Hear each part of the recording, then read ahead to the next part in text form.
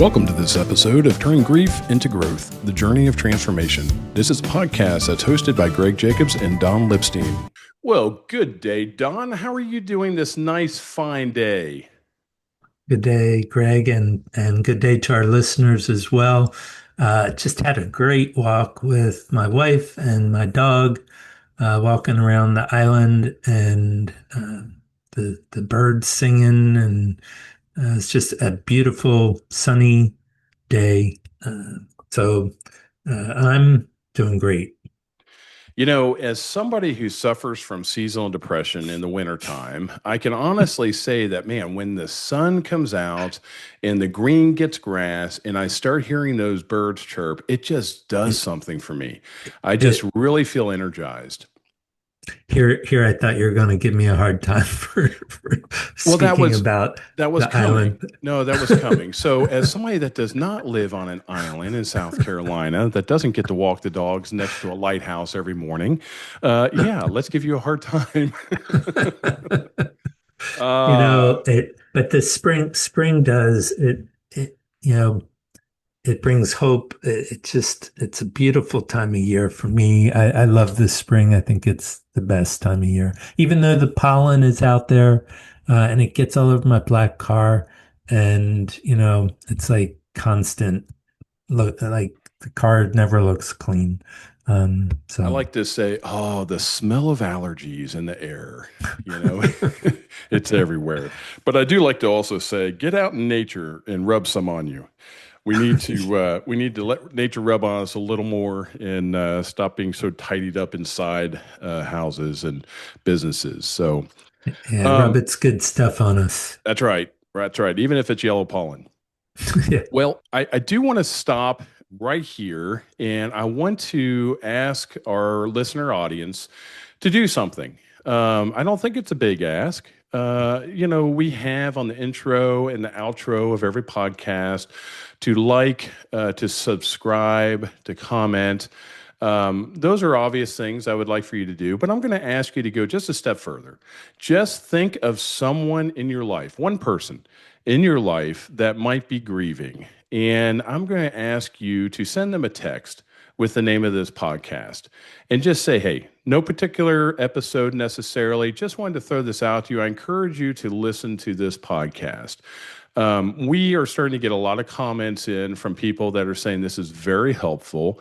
People that are not even directly affected by grief, but are indirectly affected by grief. So it doesn't have to be that you lost, a child or a spouse or, a direct loss. It could be that you're friends with somebody or another extended family with somebody who has had a direct loss. And we just want to be able to get the word out there that this is a resource. It's not a self promotion. It's not a tap on the shoulder of, saying, hey, we're doing something incredible. This is just something that are two guys who have lost sons that would like for others to be able to have some resources to know they're not alone out there. And there's some hope, and we can turn grief into growth.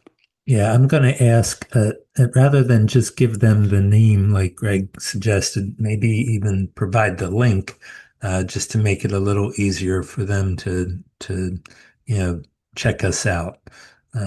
So Absolutely. And, we're on pretty much every podcast platform. The major ones are Apple Podcasts and Spotify. We're also on YouTube. So yes, I agree, Don. Let's ask our audience to do that. We appreciate you all following through with that. Just one person that you could think of.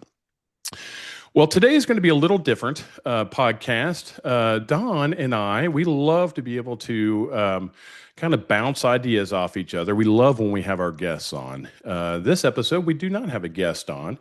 We are each other's guests today.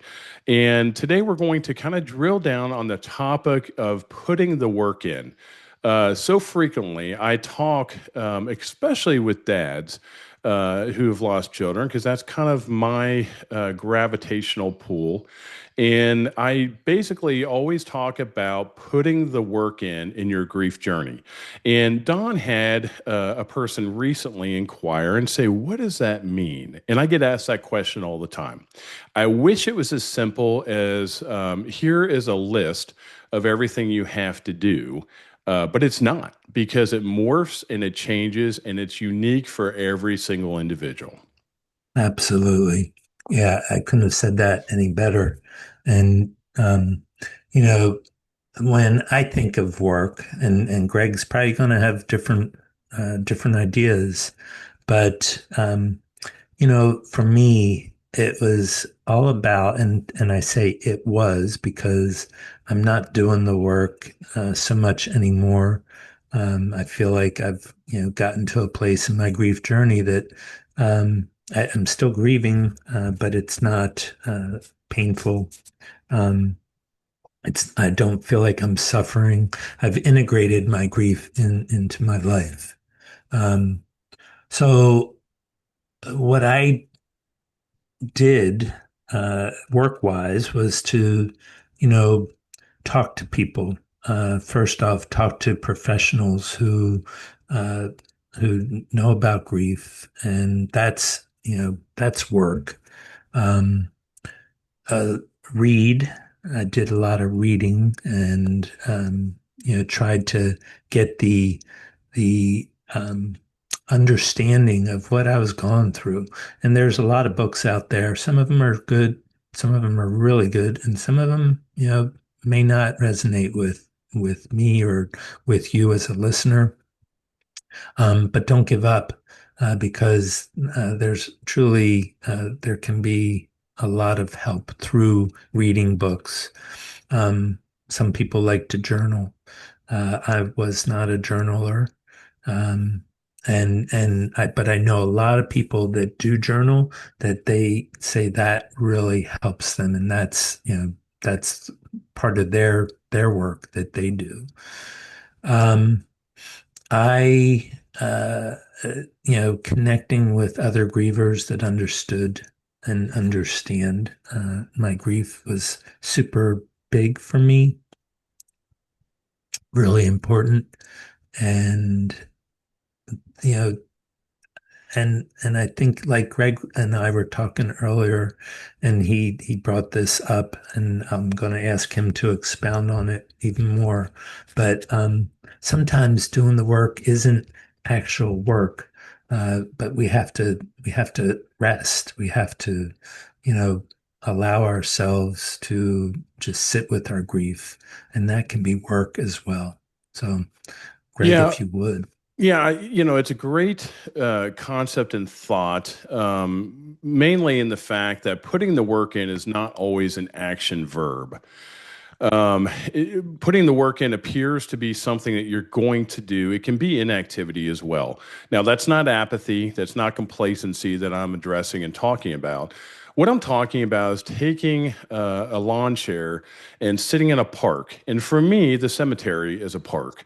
So whatever works for you, I'll just sit out there and I'll take my tablet and I'll read my book on a nice spring sunny day, and I'll fall asleep a lot of times, take a nap. Sometimes it entails breathing exercises in the morning and just really getting my heart to slow down and not rush as fast to eliminate stress. So, a lot of times, meditation and prayer.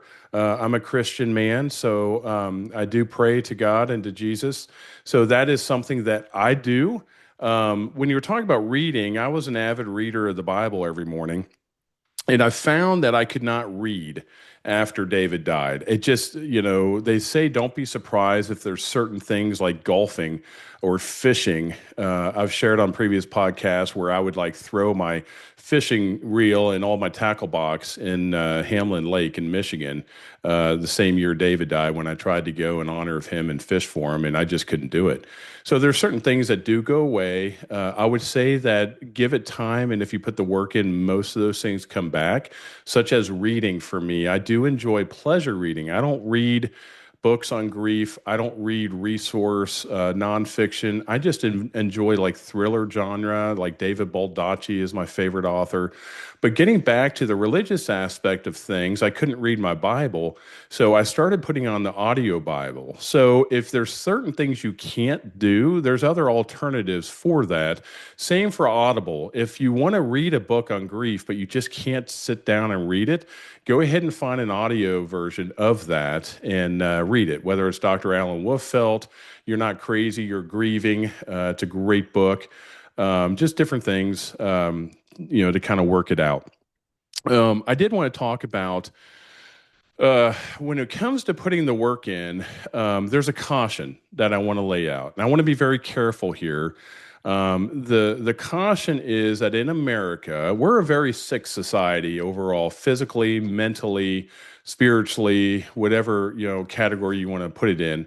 We really kind of really gravitate towards pharmaceuticals. I'm on several different, like, blood pressure medicines, thyroid medicine. So I'm not saying that I don't take medicine myself. I do have a very much slant towards trying to do as much as I can holistically. So I take a lot of vitamins. I try to exercise. I try to get my vitamin D from the sunshine, things like that. So what I would say is in America, the caution is if you're depressed, the go-to automatically is call your doctor and get an antidepressant medicine. For some, that's fine. That's what they need. For others, maybe they need it, but then they need to also do other things along with it. For others, yet they choose not to. For my route, I got a script for it. I took one pill, and I decided I didn't want to take antidepressant medicine. I was depressed, don't get me wrong, but I didn't want to mask over my grief either. I wanted to feel it.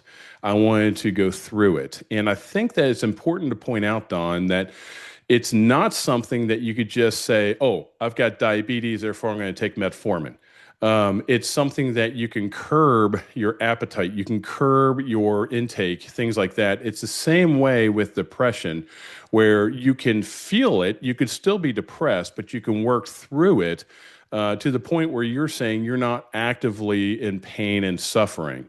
So I feel the same way now, and I just really encourage people, be cautious. By all means, go to therapy, go to counseling, go to psychologist. If you need antidepressant medicine, that's fine, but don't let it be your instant go-to and think that it's going to solve everything, because it won't. I'm glad you brought that up, Greg, because, um, Dr. Welfelt, and I've said this before on previous podcasts, but he says you have to feel in order to heal, and I'm a firm believer in that. And some people will turn to alcohol or other drugs that aren't prescribed to help relieve the pain, which it makes a lot of sense. We don't want to be in pain, but I can tell you from my experience, personal and the experiences that I am very much aware of with other people, all it's doing is like you said, putting a mask on, and it's not taking care of the grief. The grief's not going to go away if you decide to do that. It's still going to be there and wait for you for when you are ready and able to face it. So it's a balm type when we decide to use that for that.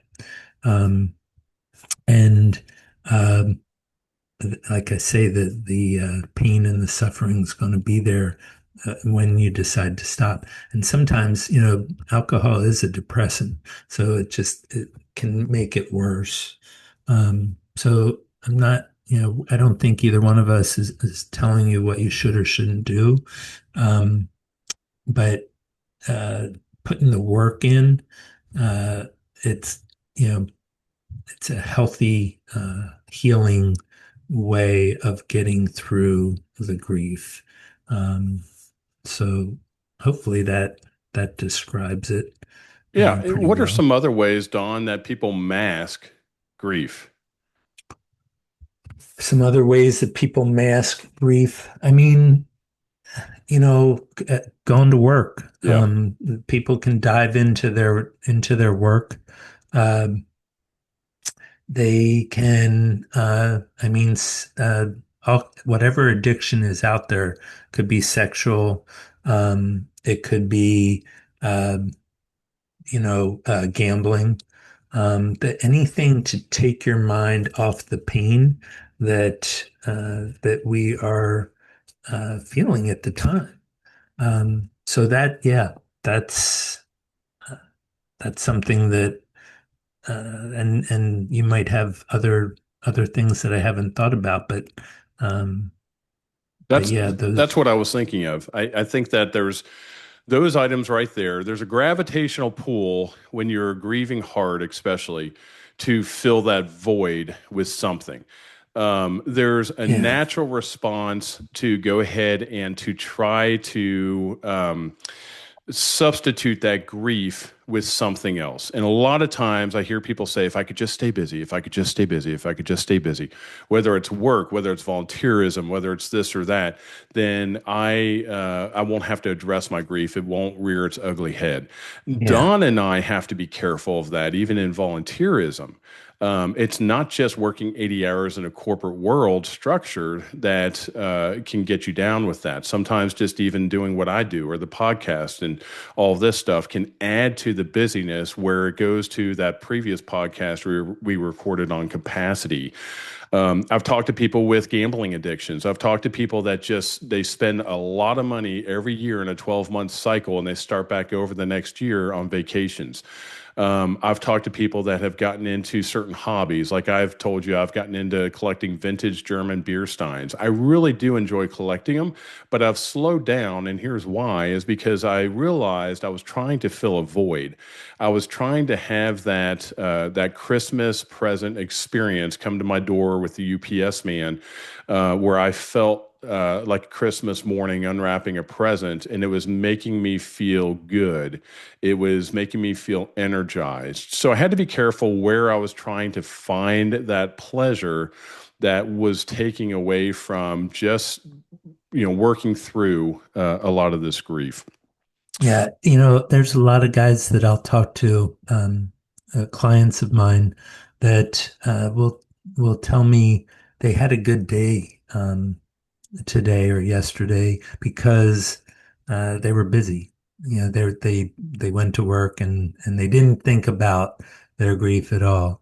And it's kind of backwards in my mind that we want to think about grief. Yes. We want to recognize and acknowledge it because that's part of the work.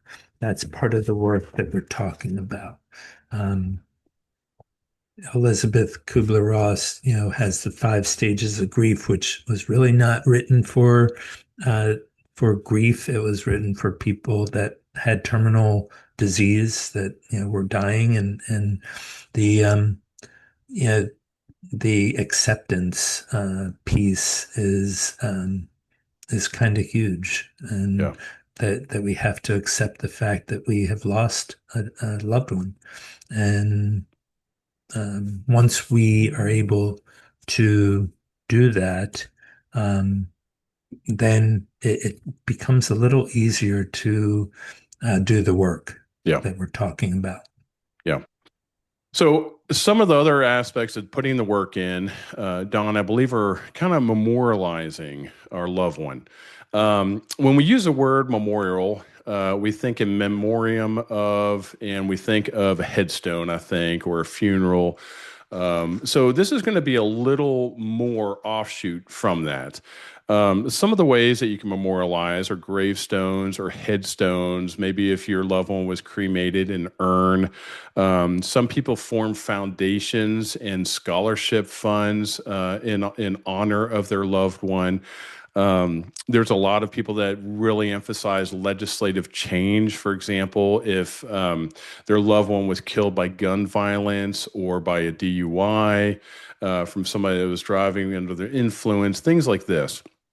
But I kind of went to go in a different direction even. I want to show, I'm going to share my screen, and I'd like to be able to just kind of show our YouTube audience that is watching just kind of some things that I did just around my house. So I had a little hillside overlooking a creek, and I wanted to go ahead and build a memorial garden in honor of David. I call it my honor garden, and I have a flag of David. This is an old picture. It's definitely more mature now, bigger bushes, rocks around it, and things like this. This is when I just first built it. But I built this little fence. I put all this mulch down and put flowers and plants and everything. Like I said, it's more developed now. But this was something that really brought a lot of peace to my wife and I. I would say we had a borderline domestic dispute on the placement of it and where it should be, the angle it should go, and this and that, which was very therapeutic because we talked through it, we worked through it. And I'm so glad I didn't just take it on myself and my wife get home from work and say, ta da, here it is, versus her being able to have an impact in it as well. One of the other aspects that I have done is I have always tried to decorate. I'm going to put another picture up here, my son's grave. So this is my son's grave. You can't see to the left of that headstone is my grave headstone, which freaks my surviving children out that we would actually have that put into place. But I try to go out there and I try to plant some really nice flowers, keep American flags near his headstone, and things like that. So that brings me peace. It also is a matter of honor and respect that I feel like I have towards my deceased son. Don, do you want to share kind of what you do as far as in honor of Josh? Sure. I can tell you it started off with just deciding to live my life to honor him. And I went to work for TAPS, Tragedy Assistance Program for Survivors, and I worked with them for 10 years before starting my own grief coaching business called Imagine Family Recovery. And I do all of that in honor of Josh. I wake up every day. I have a little flag necklace that I put on every day. And, it's to honor him. I, uh, I, after about 3 years of grief, I wanted to do a little bit more. And I was given a military coin, a challenge coin, they call them. And I had, with TAPS, I was with TAPS, and I took this group to Garden of the Gods. Mm, And the coin was given to me on Joshua, the day that Joshua's funeral was, by one of his battle buddies. And I lost the coin at Garden of the Gods. And mm, I thought, oh my God, I guess, somebody needed that coin more than I did. After 3 years of grieving, I felt like this is a message telling me that I'm moving forward. But I wanted to do something to honor him. I've been trying to figure out a way, and I couldn't think of anything. And then I decided, why not make a coin in his honor? And this is one side of the coin, which for those that are on YouTube, you'll be able to see it. And then this side has an anchor mm, uh, that with his name and his date of birth and date of death on it. Um, Riverine Squadron is who he served with and went to Iraq with twice. So those uh, those are some ways. And then I I don't know how long ago it was, but I saw this bottle of wine at a liquor store and it was called Josh. And I thought, oh my God, I gotta pick that up. I bought the bottle and then I read the story, and it turns out that this guy, his his name was actually Joseph, but they called him Josh. And he served in the military, and they started a winery and named it Josh. And I have a bottle here that after a while, knowing my son, who was always busting on me, um, I thought, he would probably really enjoy if I were to put his ashes inside a bottle of Josh. So after drinking the wine, of course, I took the ashes that I had left that I hadn't spread somewhere, and they are in this bottle right here. Um, some people may think that's crazy, but for Josh and I feel really good about it. I think with the humor that he has, he would feel good about it. And someday, that bottle will um, get buried. But right now, I'm having fun with it, sitting here and just being able to talk about it and see him and see his name and see the ashes. So. You know, Don told me about that about 6 months ago, and I laughed so hard when I saw that, and I felt guilty afterwards. But Don was also laughing, and I just I think that to bring mirth to our grief journey and to also keep him close in a very unique way.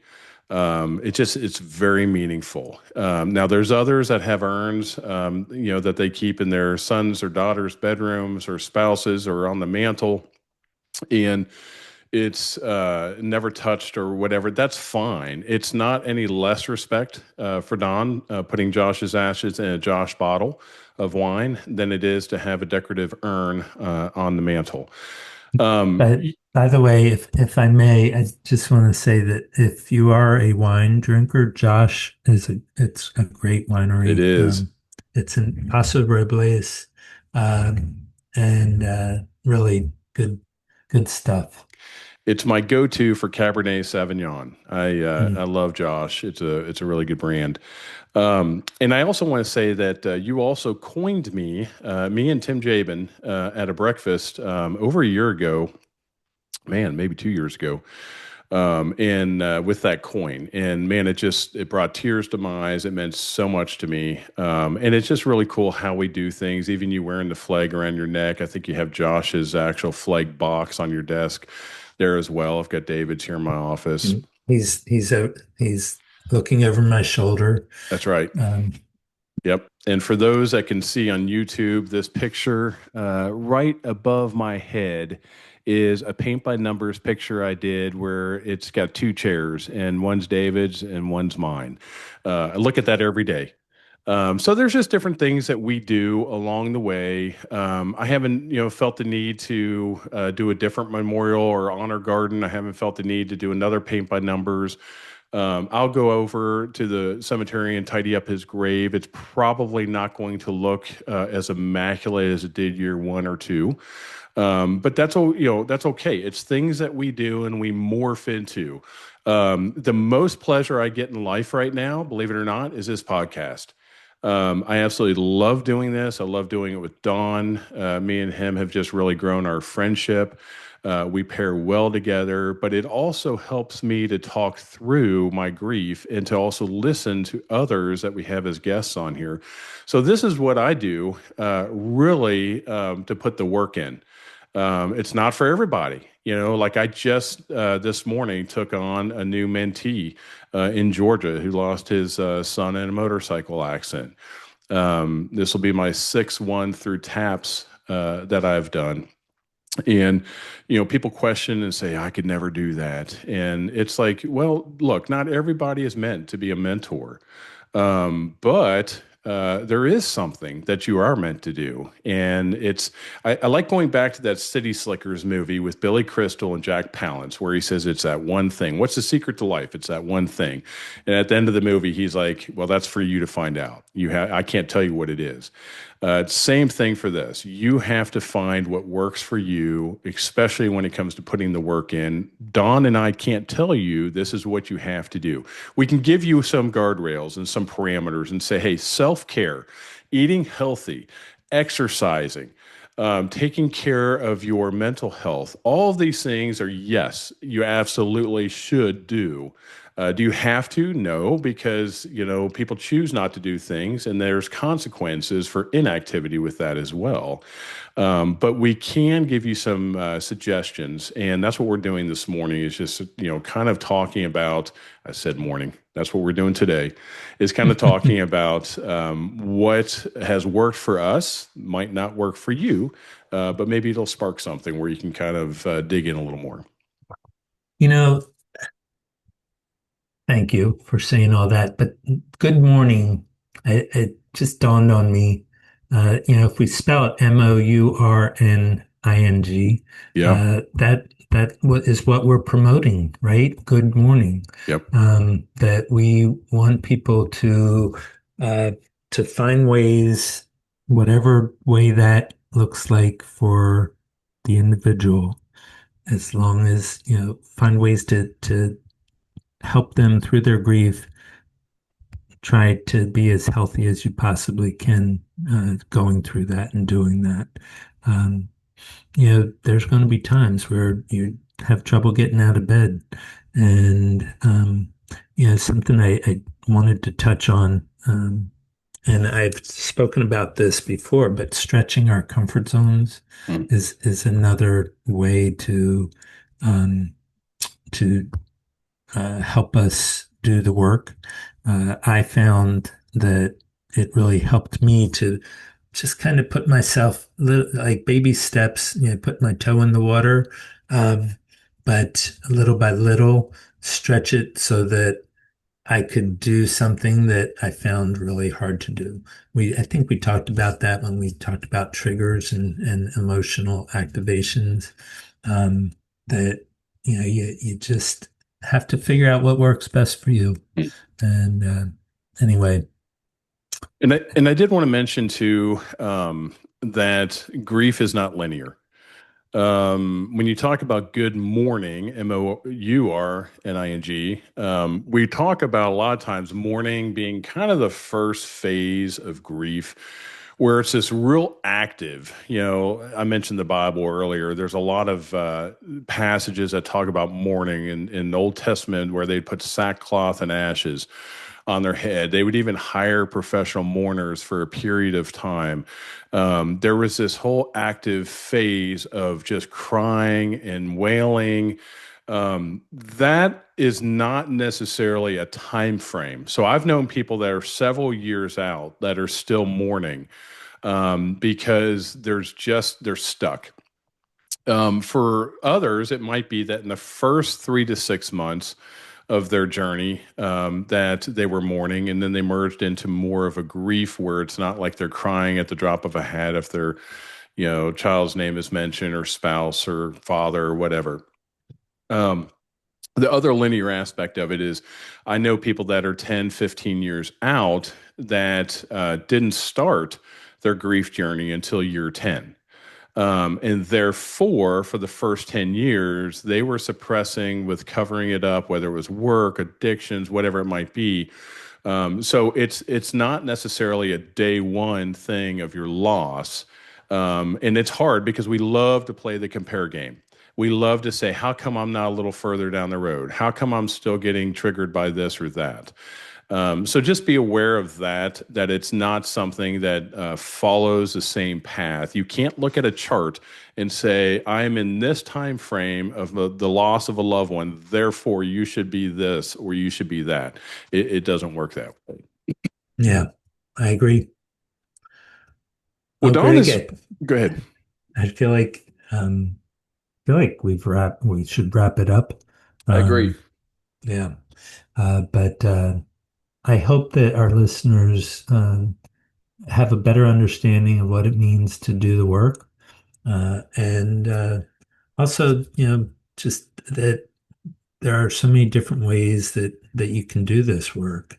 And, just the way Greg and I talked about memorializing. And I mean, it's like you know, he goes to the gravesite. Um, I've, I had Joshua cremated, and still haven't buried his ashes. Uh, am I, you know, is either wrong? No, neither is wrong, and whatever works best for each person is what that's the best thing for you as a griever to follow your heart. Just try to do it in a healthy manner. Absolutely. Couldn't agree more. Well, folks, we appreciate you listening, and we would love to hear how you put the work in, how you memorialize your loved ones. So drop us a comment and let us know how you do that. Until next time, thank you so much for taking time out of your day to listen. We hope turning grief into growth spoke to your heart and becomes a part of your own journey of healing and transformation. If you know someone who could use a little hope, please share this episode with them. And don't forget to follow, like, or subscribe on your favorite platform so you don't miss what's coming next. Don and I can't wait to share more conversations to help you keep turning your grief into growth. Until next time.